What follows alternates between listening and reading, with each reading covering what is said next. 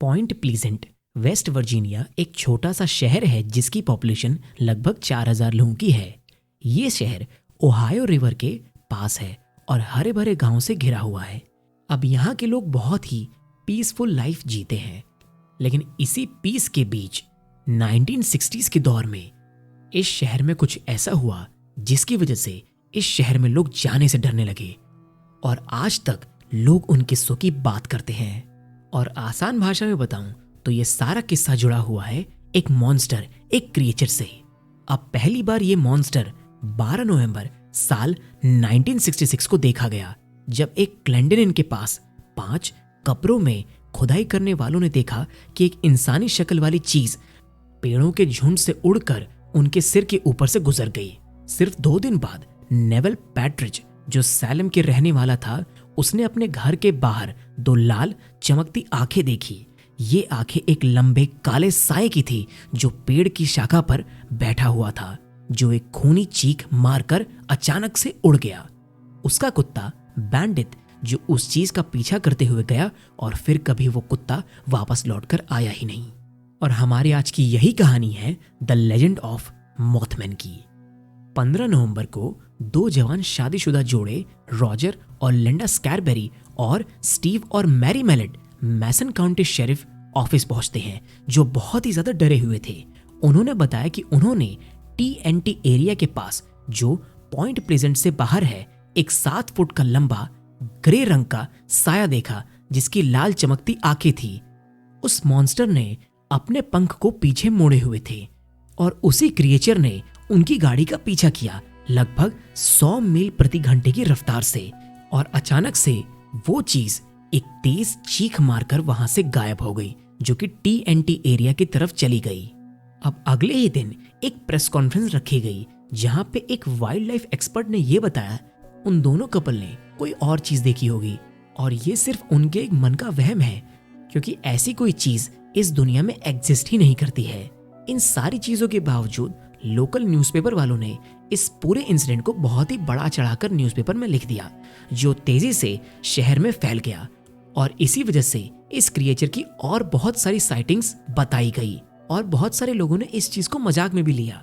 एक और बहुत क्रेडिबल इनकाउंटर 16 नवंबर को हुआ, जब रेमंड और कैथी वैम्सले साथ में मार्चेला बेनेट और उसकी छोटी बेटी थॉमस फैमिली, जो उनके दोस्त थे, उनके परिवार के घर जा रहे थे, जो पॉइंट प्लेजेंट के किनारे पर था। जब वो पहुंचे, उन्होंने एक बड़ा सा ग्रे साया देखा जिसकी लाल चमकती आंखें थी और जो जमीन से उड़ता हुआ नजर आया। डर के मारे मार्शेला ने अपने बच्चों को गिरा दिया, लेकिन जल्दी से उसने उसे उठाया और घर के अंदर वो दोनों भाग गए। वो क्रिएचर धीरे धीरे घर की तरफ आई और खिड़कियों से झांककर उन लोगों को देखने लगी और फिर वो अचानक से वो क्रिएचर गायब हो गई। मार्सेला ने बाद में दावा किया कि वो चीज उसके घर के आसपास महीनों तक मंडराती रही, जिसने उसे कई सालों तक डर के साए में रखा। अब इस कहानी में अक्सर हम लोग TNT एरिया की बात कर रहे हैं। मैं इस एरिया के बारे में आप लोगों को थोड़ा सा एक्सप्लेन कर देता हूँ। देखिए, इतना तो आप लोगों को समझ आ गया होगा कि ये TNT area point pleasant West Virginia में ही है। अब क्योंकि इस एरिया में बहुत सारे बंकर्स हैं और जो कि यूज हुए थे वर्ल्ड वॉर 2 के दौरान, और यहाँ पे बहुत सारे एक्सप्लोजिव्स भी मौजूद थे, इसी वजह से इसको TNT एरिया बोलते हैं और इसकी फुल फॉर्म है ट्रिनी टोटो लेनी। अब TNT एरिया जहाँ बहुत सारी साइटिंग्स हुई थी, वो होम ऑफ मॉथमैन माना जाने लगा। ये इलाका बहुत ही बड़ा है, पूरे 15,000 एकड़ का, और इसको बनाया गया था वर्ल्ड वॉर 2 के दौरान। अभी तो फिलहाल ये बहुत ही बड़ा घना जंगल है जो कि वाइल्ड लाइफ स्टेशन के अंदर आता है। अब साल 1966 से साइटिंग्स लगातार चलते रहे और 1967 में अपने पीक पर पहुंचे, जो एक बड़े हादसे में बदल गए, जब नवंबर साल 1967 में सिल्वर ब्रिज, जो ओहायो रिवर पर था, वो गिर गया और 46 लोगों की जान गई। कुछ लोगों का मानना है कि मॉथमैन की साइटिंग्स इस हादसे के पहले की निशानी थी। अब क्योंकि उस इलाके में मॉथमैन की साइटिंग हद से ज्यादा थी, इसी वजह से बहुत सारे लोगों का यह मानना था कि शायद मॉथमैन ने पहले से ही प्रेडिक्ट कर दिया था कि एक दिन ये ब्रिज जरूर गिरेगा, और इसी की वजह से मॉथमैन का डर लोगों में और बड़ा हो गया। लेकिन इस ब्रिज के गिरने के बाद पॉइंट प्लेजेंट में मॉथमैन की साइटिंग बिल्कुल बंद हो गई। इस वजह से कई लोगों को लगा कि ये क्रिएचर किसी न किसी तरीके से इस हादसे से जुड़ी हुई थी, शायद मौत का पैगाम बनकर आई थी। लेकिन सवाल ये था कि मॉथमैन असली में था क्या ये वाक्य सच था या फिर सिर्फ एक झूठ था जो इस छोटे से शहर के टूरिज्म को बढ़ाने के लिए किया गया था। लेकिन इस क्रिएचर के पीछे बहुत सारी थ्योरीज हैं और वो बहुत ज्यादा अजीब हैं।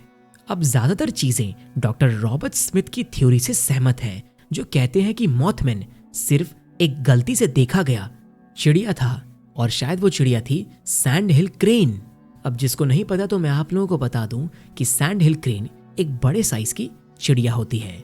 अब ये चिड़िया जो नॉर्थ अमेरिका में मिलता है, अब ये चिड़िया पूरे 6 फीट तक लंबी भी हो सकती है और इसकी आंखों के पास लाल कलर के फेदर्स होते हैं।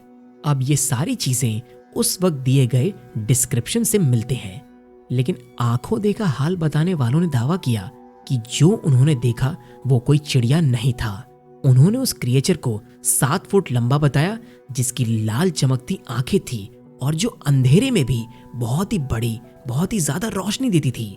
मॉथमैन बहुत ही तेज चीख भी मारती थी और ये दावा किया गया कि वो लगभग 100 मील प्रति घंटे की रफ्तार से उड़ती थी। अब आगे बढ़ने से पहले एक चीज मैं आप लोगों को यह बता दूं कि कभी भी ये चीज प्रूव नहीं हुई थी कि मॉथमैन मेल था या फीमेल थी, इसीलिए मैं कुछ भी कभी भी यूज कर रहा हूं। खैर, अगर हम लोग अपनी कहानी पे वापस आए तो ये चीज तो कंफर्म थी कि उतनी तेजी से कोई भी चिड़िया नहीं उड़ सकती थी। अब बहुत सारे लोग ये आर्ग्यू करते हैं कि विटनेसेस के पैनिक और डर ने उन्हें कुछ ज्यादा ही दिखाया या उन्होंने कुछ गलत पहचान की हो, और वो साइटिंग्स की क्रेडिबिलिटी पर भी सवाल उठाते हैं, ये कहते हुए कि रिपोर्ट्स स्कैरबेरी मेलेट एनकाउंटर के बाद ही बढ़ने लगी थी, जबकि वो उस टाइम ही पब्लिक हुई थी, यानी उसी एनकाउंटर के बाद। इससे ये संभावना है कि कुछ अकाउंट्स बस लोकल हिस्टेरिया को बढ़ावा देने के लिए बनाए गए हों। स्कैरबेरी मेलेट की कहानी में भी कुछ ज्यादा ही इनकंसिस्टेंसी थी।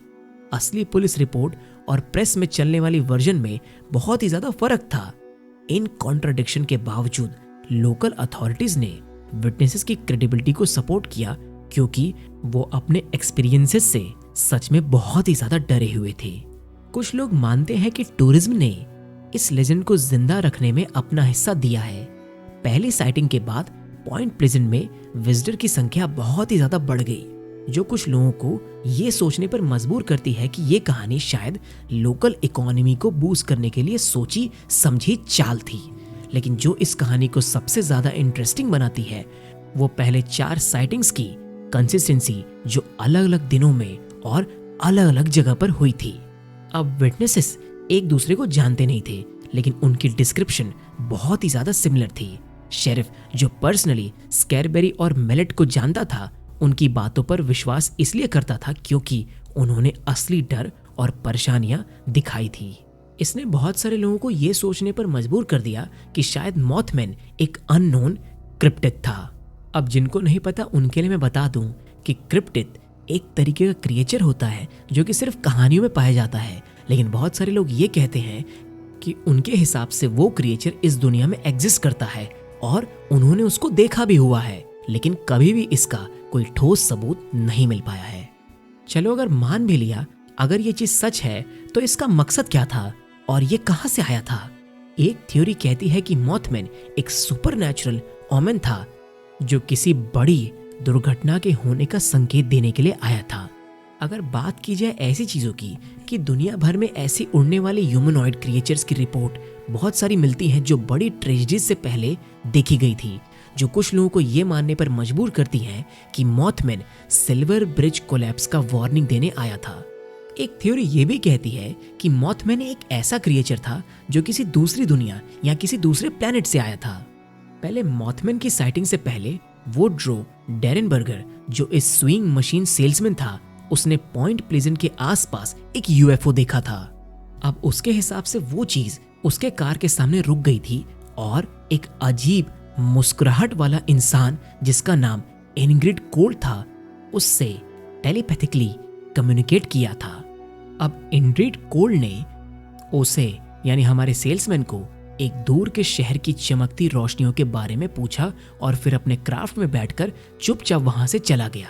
ये एंटिटी बाद में ग्रिनिंग मैन के नाम से फेमस हुई, जो दुनिया भर में एक दूसरे एलियन एनकाउंटर से जुड़ी हुई थी।